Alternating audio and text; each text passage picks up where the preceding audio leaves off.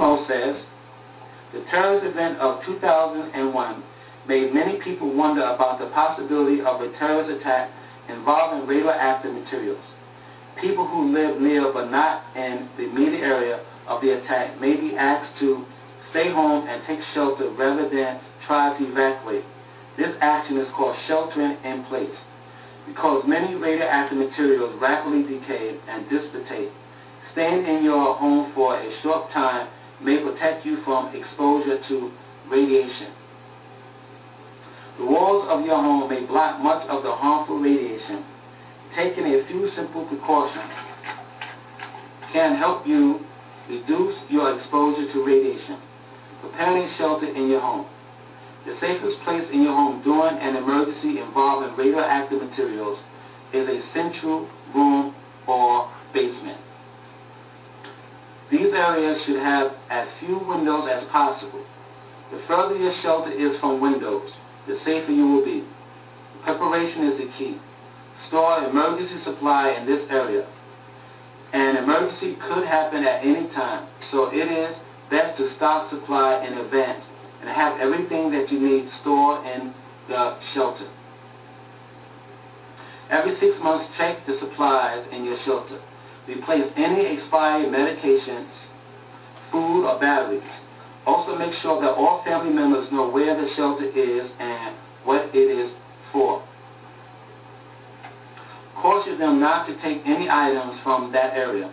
If someone borrows items from the shelter, you may find that important items are missing when they are most needed.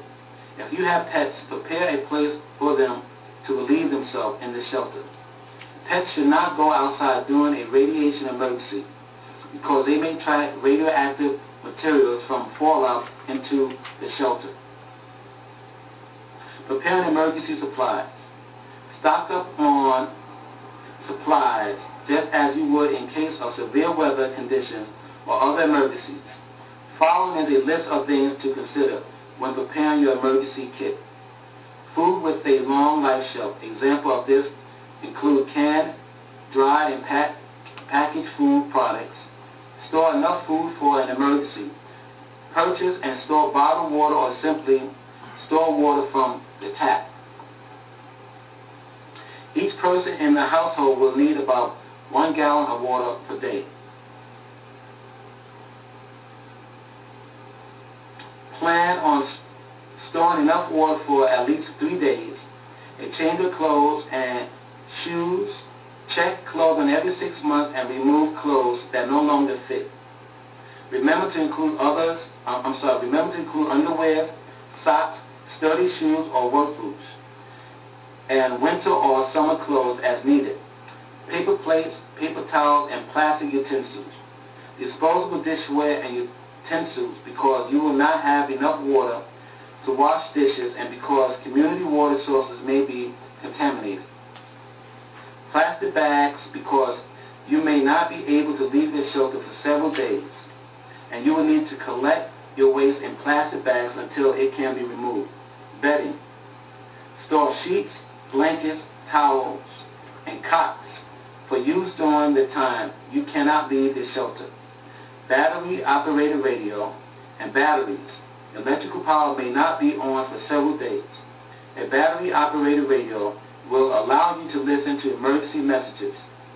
Medicine. Have 2 to 3 days doses of your current prescription medicine in a child-proof bottle for your shelter medical kit.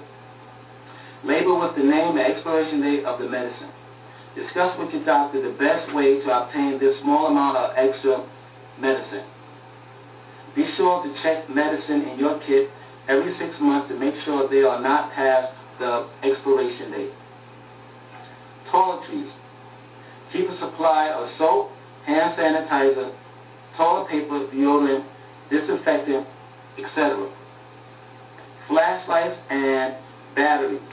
Electrical power may be out for several days. A flashlight will help you see in your shelter. A telephone or cell phone, although cell phones or ground phone service may be interrupted, there is still a chance that you will be able to use a phone to call outside for information and advice from emergency services. extra eyeglasses or contact lenses, and cleaning supplies, duct tape and heavy plastic sheeting. You can use these items to seal the door to your shelter and to seal any vents that open into your shelter for a short period of time. If a radiation plume is passing over, also don't forget the other members of your family. If you have an infant, store extra formula and diapers. If you have pets, keep a 3-day supply of pet food. First aid kit. You can purchase a first aid kit or prepare one yourself. Be sure to include the following items: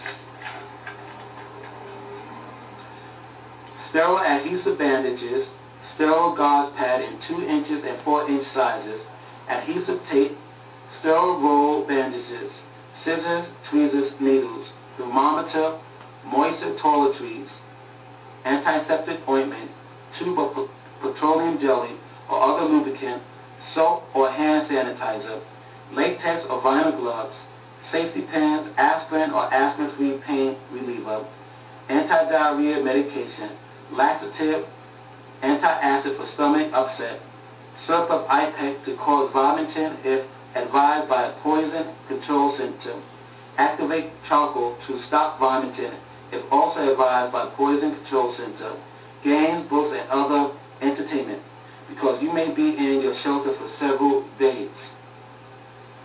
Keep items on hand to occupy your family during that time. Children are likely to get bored if they have to stay in one place for long periods. Think of activities that they will enjoy doing while in the shelter, such as finger painting, coloring, playing games, etc. Tips.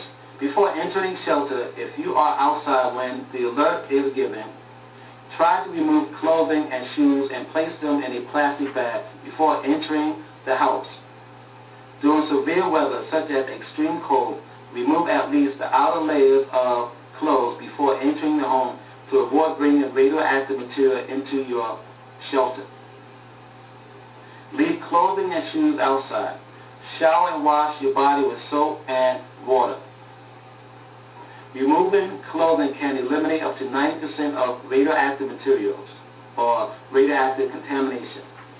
By taking this simple step, you will reduce the time that you are exposed and also your risk of injury from radiation. When entering the shelter, turn off fan, air conditioners, and forced air heating units that bring air in from the outside.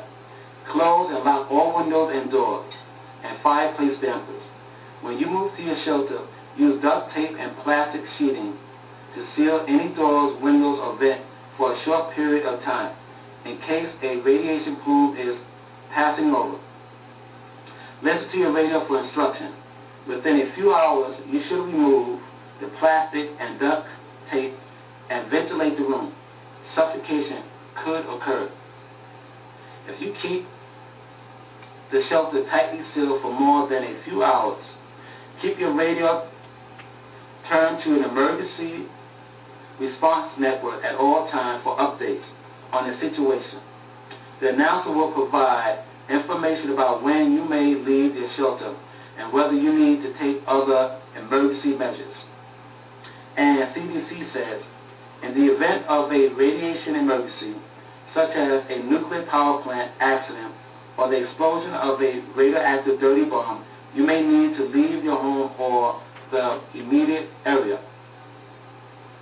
Depending on the direction of the radioactive cloud or stream called the plume is moving from the incident site, you may have to evacuate or go to an emergency shelter.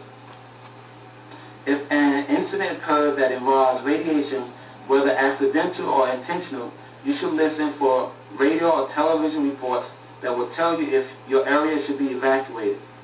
It is important to wait until you are told to evacuate so that you will know which direction the radioactive plume is moving and how to avoid it. You may need to take shelter where you are until an evacuation order is given. Stay inside. Close and lock all windows and doors, and close fireplace dampers. Turn off fan, air conditioner, and forced air heating units that bring air in.